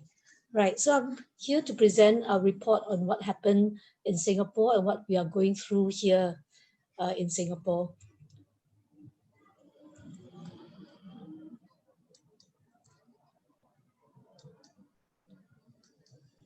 So this year, we had news that the virus was out and a lot of travelers came to Singapore from China.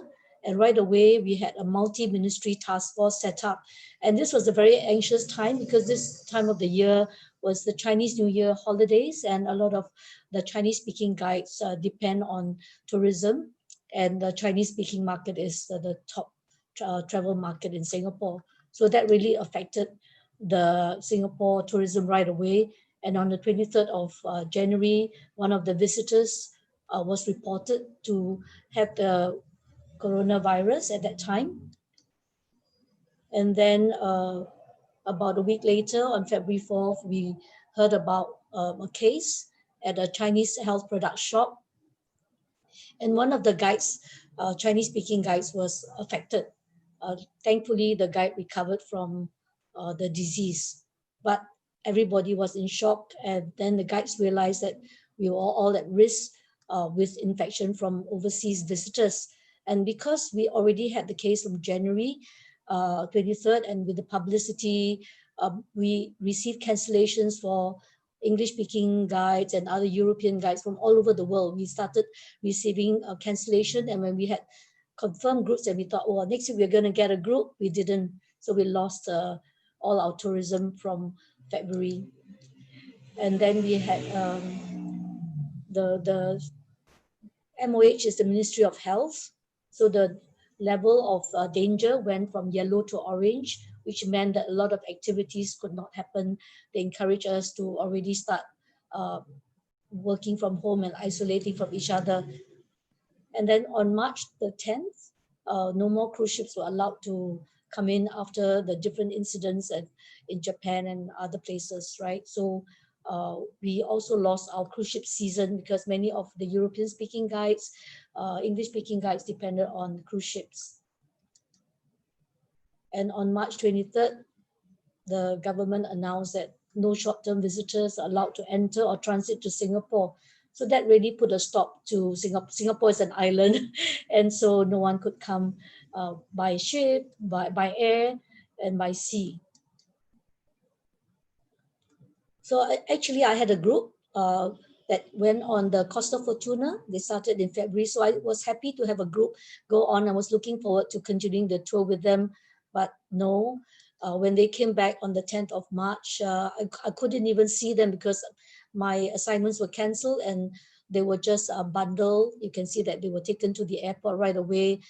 A couple of them, some of them had to stay in a hotel for 2 days, but they were isolated from everybody else before they went back to their home. And as far as we know that even on 2nd of September, Singapore has not given permission for all cruise vessels to come into Singapore. And 2 of our cruise ships actually are used as dormitory for those recovering from COVID-19. So how has the government helped us? Well, I think in Singapore, I feel very fortunate that there's been a lot of support for the guides. So I'm going to explain some of the support for guides and training allowances that we receive, and how some of the guides are able to cope with some jobs, even though it's not paying like a guide fee, but they have some regular jobs since April. So in January, we already knew about the coronavirus. At that time, it wasn't COVID-19, and yet we went ahead to prepare for the International Tourist Guide Day event. We worked with Tourism Board, and you can see that this newspaper article, I was interviewed when during the day that I was conducting the tours for the International Tourist Guide Day, and of course, more news went to the $1,000 that we're going to receive from the government to the tourist guide. You can see that all the guides are not wearing masks that day. In fact, we didn't realize that we had to wear masks, so we were quite happy not to wear masks, although we kept distance of more than 1 meter from each other. Okay, so during the event, the Tourism Board announced that we would get $1,000 over 3 months, and we are eligible because we are tourist guides. So we were like, this was the immediate lifeline for us. And then they also encourage us for training, and for some of us who had to renew our license for this year, they waived the licensing fee, the license renewal fee. Here you can see that the Singapore Tourism Board on their Facebook, they featured our event, and you can see that the gentleman in the gray shirt, he's the chief executive of the Singapore Tourism Board. He graced the event. He went on our guided tour, as well as made the announcement about what we're going to receive in terms of support. It was also very touching that some of the staff of the Singapore Tourism Board, they hand wrote the postcards that went into a little care package, which included masks, sanitizer, even vitamin C tablets. So this was handwritten. Everyone received a handwritten thank you card from the Singapore Tourism Board. So that was to be really touching. And they have been with us since then, right? So we had different schemes. We had the budget 2020, and the government at different times announced different schemes. But I mean, just to summarize, is that they help people who are in the self-employed group. So SEP, and we like our acronym. So there's also the SERS, which is so their eligibility would be depending on how we declared our income. If we receive employment income, then we are not considered to be self-employed. And if you are tourist guides, we have to prove that we receive income. We have to show receipts from our customers. And so there's this criteria about whether we own property and all that. But so some of the guides are still receiving this assistance, a quarterly payout of 3,000 in May, July, and October. We had a special workfare payment, but that has changed already to just the SEP.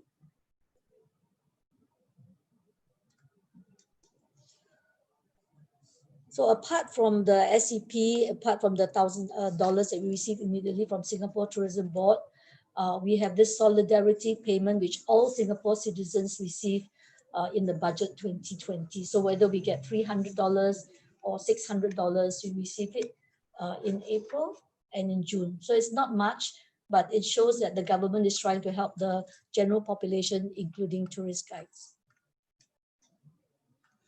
So in terms of training, we had circuit breaker, which started in early April, which only ended in June. So from April to June, really we were on circuit breaker. We were asked to stay home. That's our version of lockdown, not full lockdown, but we thought that we would take a break. And so during this time, we had to think very hard about the training, because we were offering professional development courses all along, and that included site visits and also classroom training. So with the circuit breaker, we were not allowed to conduct training in any premises and any workplaces. So we had to resort to conducting online courses, And that took some time. It took a month before we were able to convince the government, the Singapore Tourism Board, that we could still give meaningful training to the tourist guides. So that was step one. Second step was to convince our funding organ that we would follow the training objectives. And then we were allowed to conduct, by the time we allowed to conduct these training courses was already in June. So April, circuit breaker. So that was the time we consolidated, and some of us trainers were able to offer courses by June, right? So we have what we call subsidized rates where the guides only pay about either 10% or 20%, depending on whether they are Singaporeans and permanent residents and the age group. So we have, that's one scheme that we had all along. But in addition to this subsidized training, the guides then could also register as self-employed personnel to claim training allowances paid by the hour. So this really helped some of the guides. Many of the guides since then have been chasing courses all over. So since June, they have been chasing courses all over Singapore, health courses, diploma in retail and other tourism related, and some of them going for security guard training. So this is something that they have been doing instead of like chasing for jobs. Of course, talking about jobs, we were very happy that the Singapore Tourism Board looked to the society to offer the guides jobs as safe distancing ambassadors, or SDA.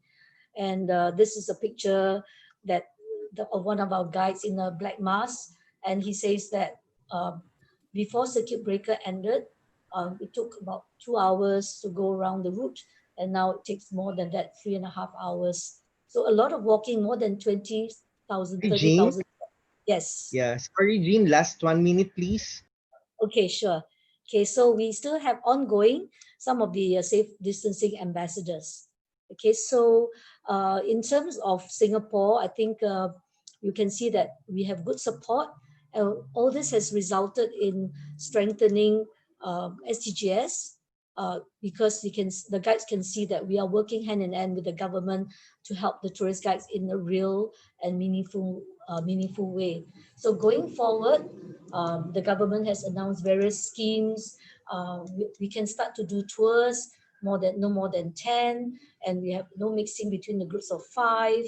And then the new scheme that has been announced, that they're going to offer vouchers worth $100 for Singaporeans, for adult Singaporeans, to take part in tours, staycation, or whatever. So we guys are hoping that they will choose tours, but we know that they'll go for tangible things like visits to attractions, the zoo, and other things. So anyway, we're preparing for the future, and we need to help ourselves to make ourselves visible. So we have to work hard from now on.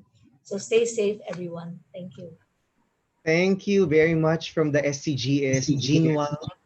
It was nice to hear your inspirational journey. And now to move on to our third presenter for today, we would like to welcome on board the Cyprus Tourist Guide Association to be presented by Lilia Milona. Good afternoon, everyone. Greetings from Cyprus. My name is Lelia Milonai, and I am the president of the Cyprus Tourist Guides Association. First of all, I would like to thank the World Federation of Tourist Guide Associations for organizing this very useful meeting, giving us the opportunity to share our experiences. Can I see the next slide, please? In mid-March 2020, the Cyprus government, in an effort to control the spread of COVID-19, decreed a general lockdown and closed its airports. Since then, the Cyprus guides have not worked at all. During the lockdown, the association kept contact with all its members so as to keep the morale high, to exchange ideas and keep them informed on upcoming World Federation training courses.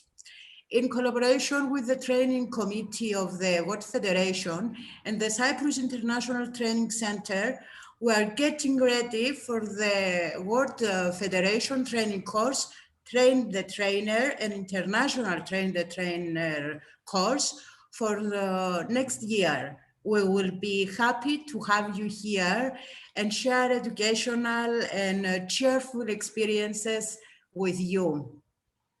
Next slide, please. In mid-May, the lockdown was lifted, and a month later, the airports opened again. The hotels reopened in June, July, and had 70% occupancy. 90% for their clientele were locals.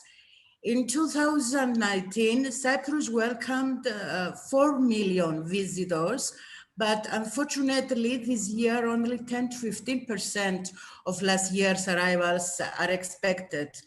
The tourists that came were individuals and they didn't book any organized tours.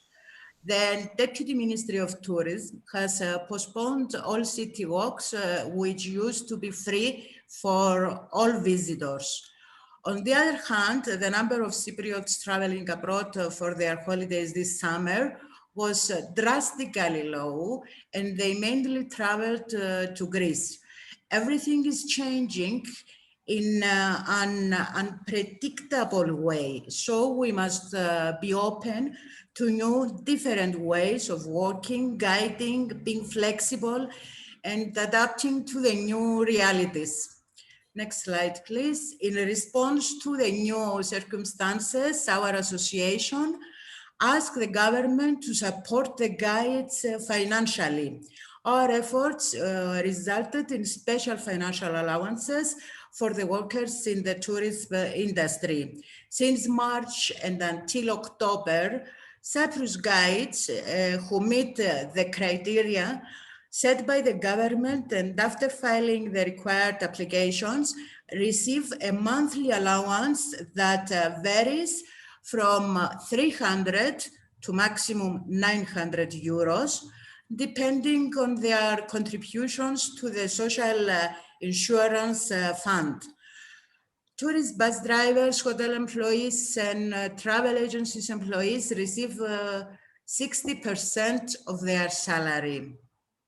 Next slide, please. Cyprus has managed to successfully control the spread of the virus so far. Since March, when the first cases were detected, we have had around 1,700 cases. During September, we had less than 10 cases per day. Next slide, please. We had only 22 deaths since the beginning of the pandemic. Considering the population of the island, which is just less than 1 million, the situation can be regarded as quite good for the moment. Hopefully, it will continue this way. Next slide, please. We consider Cyprus to be a safe destination, and we are ready to welcome again travelers from all over the world. In all tourist accommodation, restaurants, shops, banks, supermarkets, the level of hygiene is high and all measures are respected. Frequent controls are exercised by the authorities to ensure everyone's safety. Next slide, please. To travel safely to the island, all travelers need to obtain the Cyprus Flight Pass. Countries of origin are divided into 3 categories, A, B, and C, based on the internationally available epidemiological data. The list of countries in each category is reviewed and reevaluated on a weekly basis. Low-risk countries at current stage are Category A, Category B are countries of medium risk, Category C includes higher risk countries compared to categories A and B. It must be noted that category C arriving passengers shall have to remain in a state of self-isolation for 14 days. Next slide, please. Recently, the Cyprus government following UNESCO's suggestion, decided that entrance to state museums will be free for all visitors. Of course, the use of a mask is obligatory for all persons over 12 years old.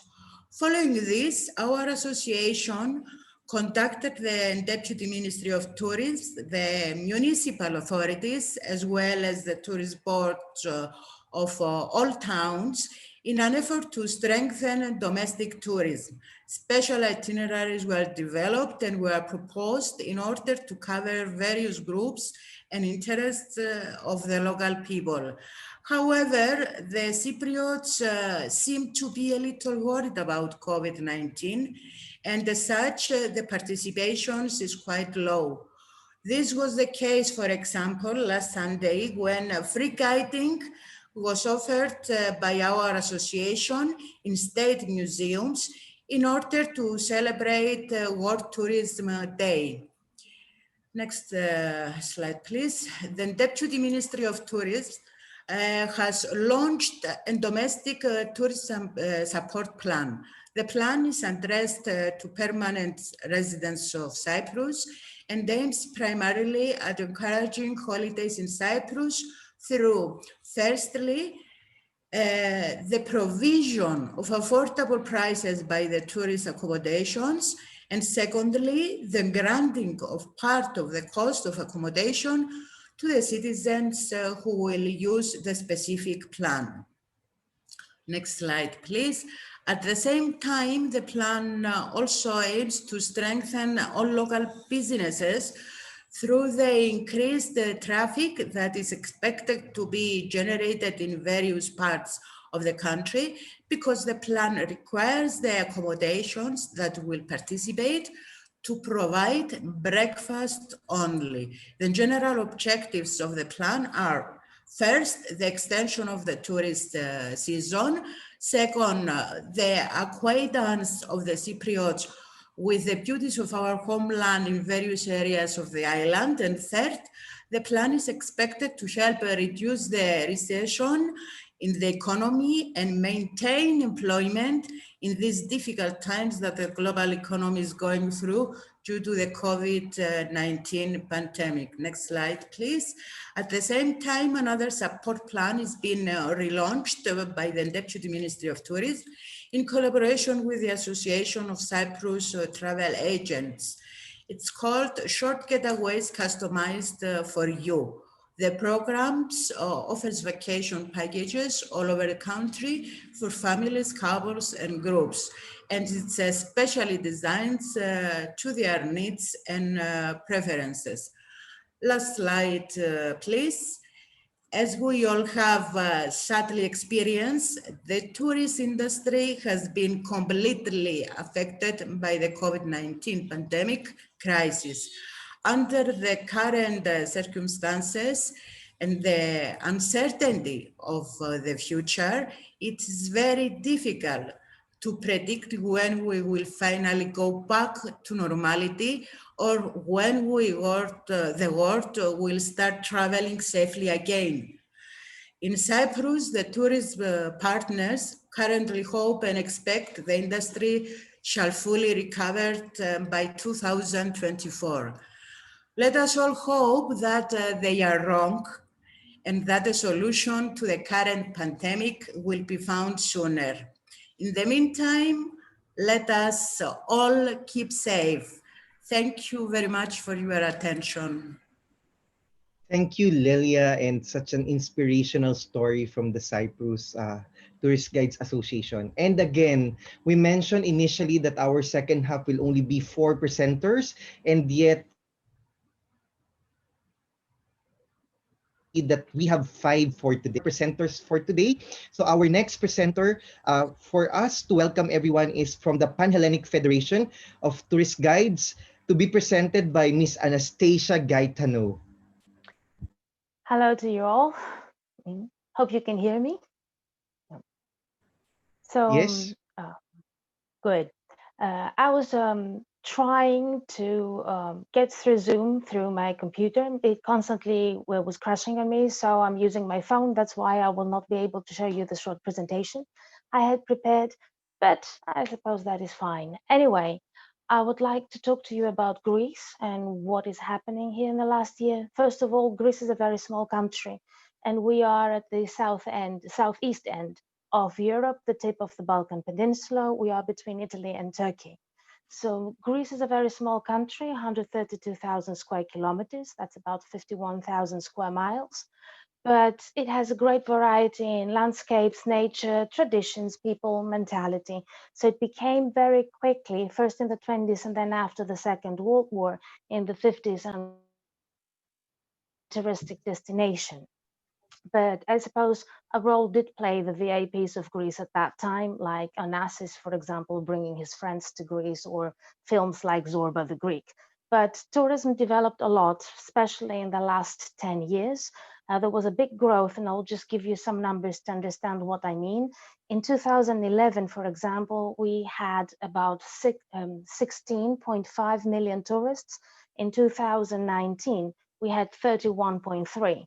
So it was more than double, almost triple that number.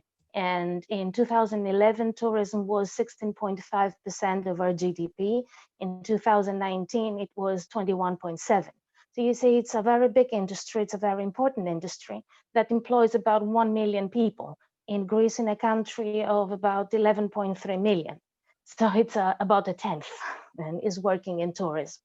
And that is one of the reasons why the profession is regulated. And we do have a license. We are about 2,300 licensed guides, tourist guides in Greece. And our license is issued by the Ministry of Tourism after we finish our studies of 2 years at the Greek School or College of Tourist Guides, which pertains to the Ministry of Tourism. And in these 2 years are also 110 days of trips throughout the whole of the country, included with practical training, of course, as well. There are 5 schools of guides. And this year there were about 2,800 candidates for 200 seats. So you can imagine there is a lot of interest then in becoming a guide. On the other hand, we also have 5 associations in the whole of Greece, which are represented in the Pan-Hellenic Federation of Tourist Guides that was founded in 1985. And it is an umbrella second-degree association. And both our federation and our associations then try and work towards informing about issues than our members, but also helping whenever that is necessary in matters like related to our profession, like, for example, matters that have to do with insurance, social security, legislation, education, conventions, seminars, whatever you can think of. Then our work in Greece is divided mainly in 3 sectors. We have, first of all, organized tours offered in the big city hotels, mainly in Athens, but not only, and in the beach hotels. Then we have multi-day tours and round trips. And we also have cruise ships, like trips on a cruise ship or shore excursions. So these are the 3 main sectors that we do work in. And our main tourists come mainly from Europe and the US. Most of our tourists in the last years come from Germany, then from the UK, France, Italy, and the US. So thinking of how we work and what kind of tourists we have, meaning the nationalities, then tourists who come from countries that have been affected a lot by the pandemic, you can imagine the total disaster in the tourism industry this year. 2020 looked great. It was going to be most probably the best in the last 15 years. All tours had been confirmed already. The season started only to be abruptly interrupted after 2 weeks. And that caused the chaos because nobody really knew how to react and what to do. So we had a 2.5 months lockdown after that. And then we started trying to manage, or let's say, to face several challenges. And I suppose one of the most important ones, if not the most important one of them all, was the total loss of income. As I've heard, we're not the only ones, of course. So total loss of income, as everything was canceled, the country went to lockdown till May, and then the whole of June, the borders were closed as well. The borders opened in the beginning of July, gradually, and they could not really decide all the time for which country they were going to be open and for which not, but I'll talk about that a bit later. So that was one of the problems, total loss of income. Another problem was insurance and social security.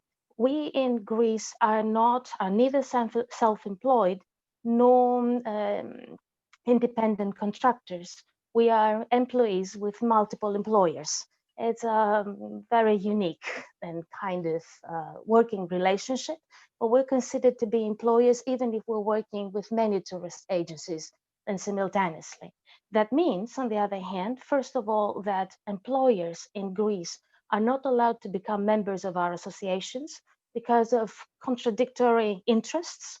And the second thing that it means is that if we do not work because we're insured by our employer, we do not have any insurance, and which is a huge problem, of course, as well. As we realized already in March that we were facing most probably a very high probability of a total disaster year, our federation and our associations, but mainly the federation, started contacting the ministries in charge, like, for example, the Ministry of Tourism, the Ministry of Finance, and the Ministry of Labor. So we realized already in the beginning, that most of them didn't have a clue of what exactly we do and that we are also employees. So we had first of all to explain to them that, although the profession is regulated by them, I mean, they should know, but still. And we also had to explain that a guide is not just for history and to guide in museums and archaeological sites. Guides guide everywhere. And so that was the first thing we had to do. And maybe that is one of the benefits of the pandemic, that finally our authorities realized who we are and what we're doing. So then after we did that, we explained, then we started stating our issues, our problems, and our claims as well, and our demands, which included a lot of phone calls, a lot of emails, even a video call with our Minister of Tourism and the Deputy Minister of Tourism. And simultaneously, we also had press releases and to make our problems known. And of course, we also had lots of interviews on TV and radio, and all associations of Greece participated in that. So at the end, we managed to get 800 euros for March and April, but with no further facilities, no further benefits like other employees had. So we only got 800 euros, and that was it. So, but during all that time, we kept informing our members through newsletters, circulars, and we also participated as a federation through our associations in an initiative of the Ministry of Tourism, which is called Greece from Home. It is a platform, it's a website practically, but it's a platform where you can upload videos. The idea was to make a video from home, that was during the lockdown, of course, but still from home, then inviting tourists to come afterwards and visit the country. If you look up then Greece from Home tourist guides, you will find 3 videos that we have made, one in English, one in Spanish, and one in French. So after all of that, we continued with emails, interviews, telephone calls, press releases, a video call with the Minister of Labor and the Director of the Pan-Hellenic Social Security Fund. As you see, we were really trying. And in late July, we sent and published an open letter to our Prime Minister, and we tried to meet him wherever he would go to Greece, and he would visit areas then in a context of tourism. So we tried to meet him through our associations and hand him always an official letter of the Pan-Hellenic Federation, stating again our issues and our demands and claims. It was quite funny. When we met him in August on the island of Rhodes, he told us, "It is unbelievable how whenever I go to Greece, I stumble upon you." So anyway, that worked, as it seems, because it was also followed by a protest throughout the whole of the country of tourist guides. And We also did hear from our Prime Minister that our demands, our claims were justified, but he mentioned that our issues fall within the competence of the Ministry of Labour, which needs the money from the Ministry of Finance, which needs money in general, which is a problem. But then in July at the Brussels summit, where all the issues of the pandemic were discussed among the EU countries and what financial aid every country could get, we did manage to get 70 billion till 2026. And the most important thing was that there was a reciprocity clause covering also COVID-19 expenditures. So financial aid for COVID, for the COVID pandemic, could be covered by that money. And we were promised 534 euros per month for 2 months, September and October, with full insurance and social security. We have not gotten that yet, but it was promised. So we will see. But this is what has happened so far. Just to get an idea of how much 534 euros are, a gross salary, basic gross salary in Greece at the moment is 650. Net salary is 550. Let's say an average rent in a big city, it's like 400 to 600, just to get an idea. Hi, Anastasia. Sorry, last 1 minute, please. Okay, so we do have colleagues working elsewhere, of course, because there was no work. And then we had other challenges to face, like hygiene protocols that changed constantly and were inconsistent.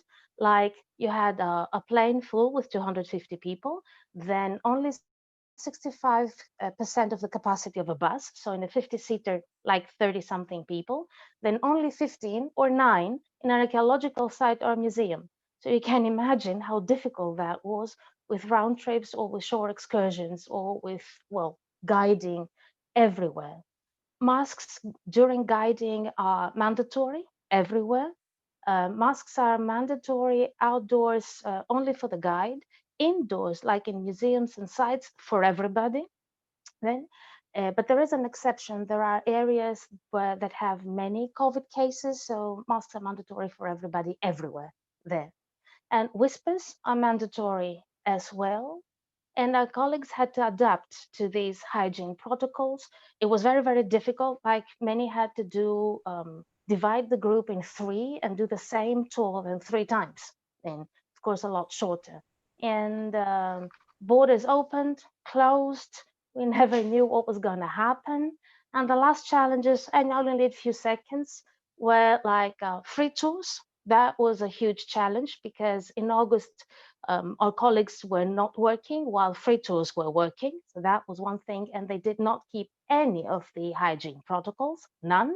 And the last one, webinars that offer certification without really paying any respect or having any knowledge of the law, giving the false impression to people attending those webinars that they can guide in specific topics like religious tourism, mythological approach of history, etc.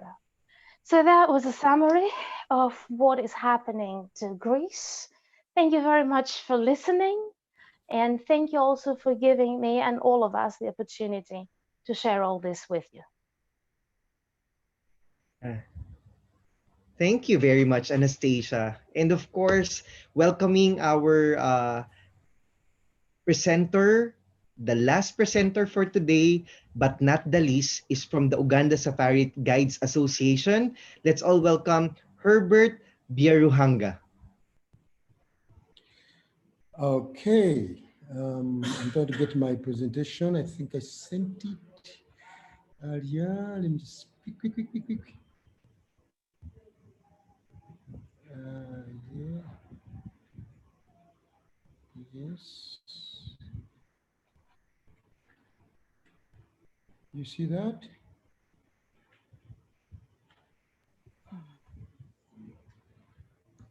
Looks good. The only thing is to please click on, on that full view.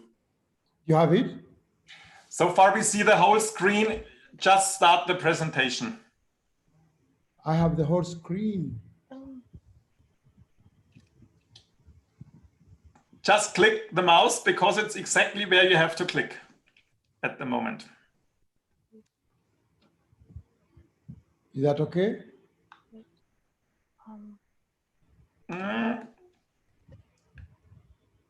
Is everybody seeing that?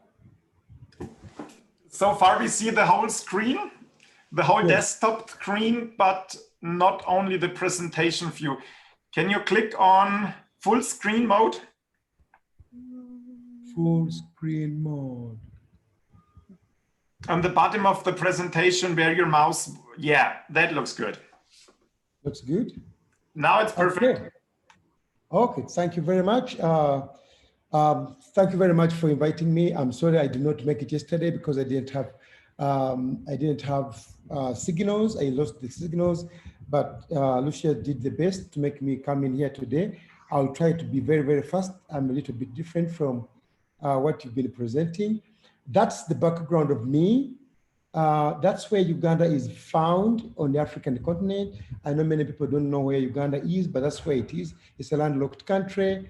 Our association started in 1995, the Tourist Driver Guides, but then in 2004, we changed to Uganda Safari Guide Association. The main objective was to bring the tourist guides together and then train them, building capacity through skills training, networking with other tourist guides associations all over the world. And that's how we come to be members of the World Federation of Tourist Guide Associations, and then advocacy in influencing policy change in our government. We have 920 members registered with us before COVID. We don't know what's going to happen after now because we haven't had time to do any statistics. We think many people are going to disappear. We have 130 bird guides. We've got women birders. We have got cultural guides. We've got butterfly guides, and then nature guides or driver guides. We operate within the city of Kampala, which is the capital city of Uganda, and we are located at the capital shoppers, where I'm speaking from right now. Challenges during 2020, COVID time, loss of jobs. We think so far maybe 40% of the guides have gone. We don't know where they are. We don't even have, we have lost contact with them. The business is totally gone. We are all shut down. We've just started opening up. Tomorrow, the airport is opening. We don't know what's going to happen after that.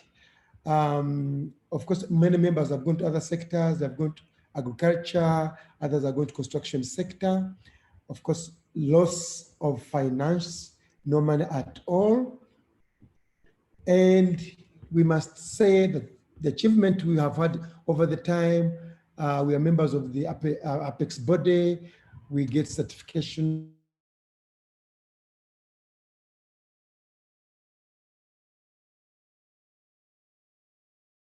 The tourism board works with us in the licensing process. We license our people at different levels, bronze, silver, and gold. And of course, government is going to help us we are going to apply for the hosting of the annual convention of the World Federation of Tourist Guide Associations. We shall be, of course, communicating very soon. And of course, I want to say that the government did not have money to support us. We worked with the tour operators who were able to raise some money, but that happened once. And at the moment, guides have nothing to eat. Most guides have run away, as I said earlier.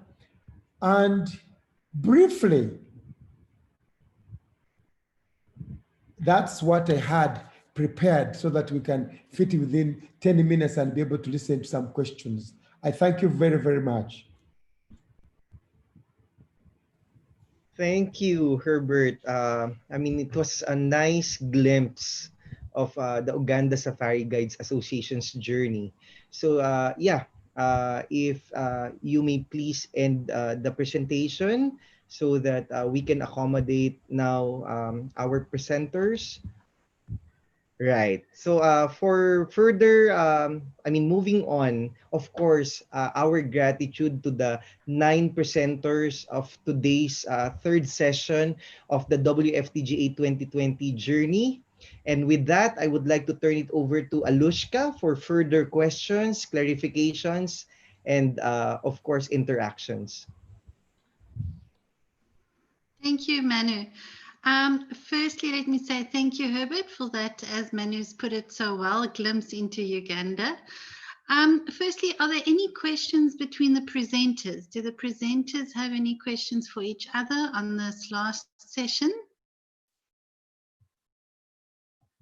Okay. All good. Maren?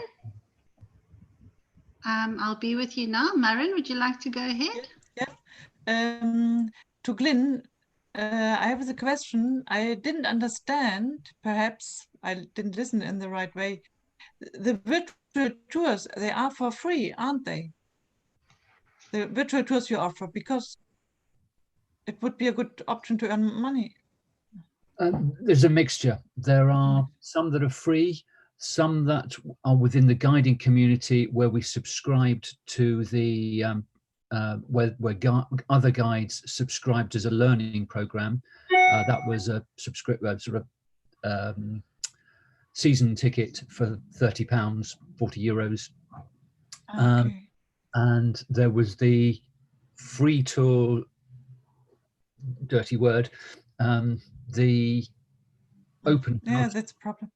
were purely as advertising tours. So there is a separate cohort of guides who are offering their own UK online tours at £10 per person.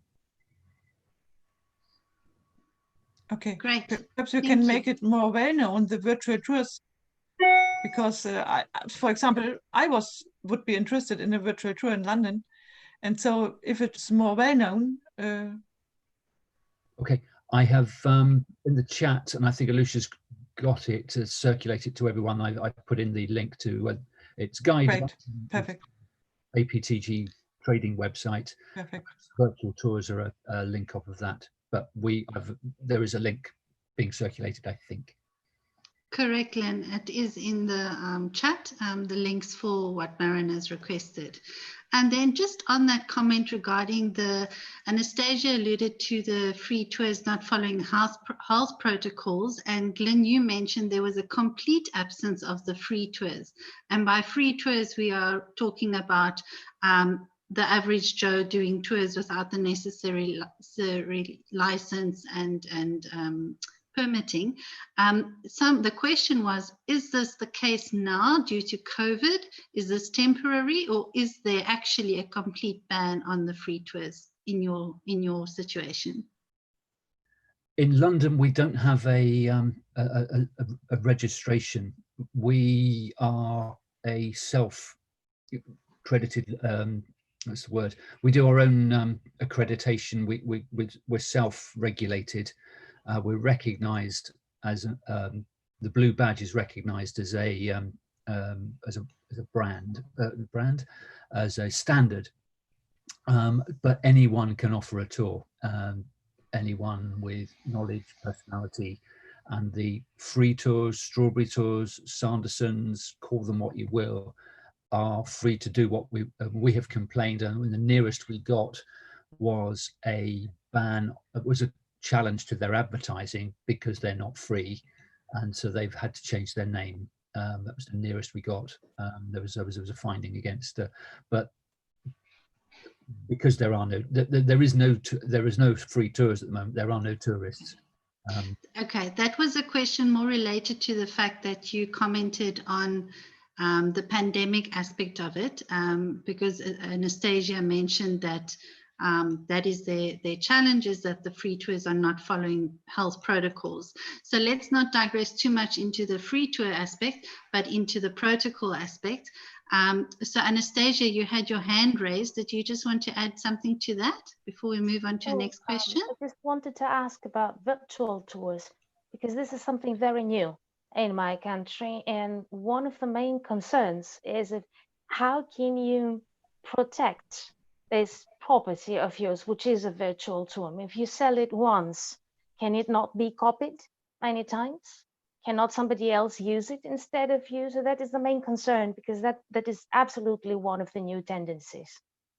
I don't Good know point, what people are doing Anastasia. in other countries. Good point. Do any of the panelists have a response to that? Have you come across that as a problem? Are you addressing that? Ellen, would you like to put your mic on? I think there's a concern about it. There's, you know, all you can really do at the beginning of a virtual tour is say that this is my tour, it's copywritten or whatever. There's a concern about it, but how you can actually police it is difficult. I know the tours, the education programs that like the Guild does, we only have those on our site, so they're only available to the virtual tours that we do for our own people are only available to us. But otherwise, it's a real issue. Again, monetizing it, making some money off of the virtual tour, and trying to protect your brand or your information is difficult. Thank you, Ellen. And Anastasia, thank you. We will flag that as a potential topic for discussion for future webinars. I think that it's a fantastic thing we can explore a little more, and will be a little differently in each country. So thank you for that. I'm just looking through the questions quickly, and most of them have been responded to, all relevant to our presenters. So if there's nothing more direct between presenters, Manu, then I think we can do the closing for our final day 3. And we can move on with that. And then to all the participants who are watching us, just keep your eye on social media, keep contact with your association, and we will follow up with all the subjects that have come up over the last 3 days with potential future discussions and comments, as well as webinars. So Manu, would you like to do the closing, and then you can just cross to me for final thoughts? All right. Thank you, Alushka. Again, on behalf of the WFTGA, we would like to thank all your shared experiences, journeys, and inspirational stories that we are so enriched for this last day session on the 3rd day. And would like, of course, to thank everyone, the 9 presenters from the different associations, as well as our technical team headed by Sebastian, and of course, all the people behind for the success of this endeavor. We would like also to invite you to follow and like the official page of the WFTGA, the social media platform, as well as for those people who were not able to join us for this 3 days 2020 journey. We are inviting you that there will be a repeat towards the end of November for you to join and for you to also learn and be inspired of. To let you all know that working collaboratively and preparing together for tomorrow. Thank you very much. Thank you, Manu. So just from my side, thank you to everyone who attended the last 3 days. We will have another session similar to this in November. So please keep contact with your association, and we'll share those dates soon. And I hope that we have learned from the presentations that we've seen. Well, I know we have learned from the presentation that we have seen, and we have definitely been inspired by what we have seen and what we have learned. So now I think we all need to take this and work towards the recovery process. So thank you from my side to all the participating associations of the last 3 days, and to Sebastian and his team, and of course our wonderful host for today, Manu. Thank you for a fantastic job today, and on behalf of all of us, it's been a pleasure. And to the participants, we will see you soon. Thank you, everybody. Thanks a lot. Thank you. Thank you. So presenters, if you could remain with us for 2 more minutes, I would appreciate it while we do an internal wrap up, and we'll just wait for all the participants to leave us.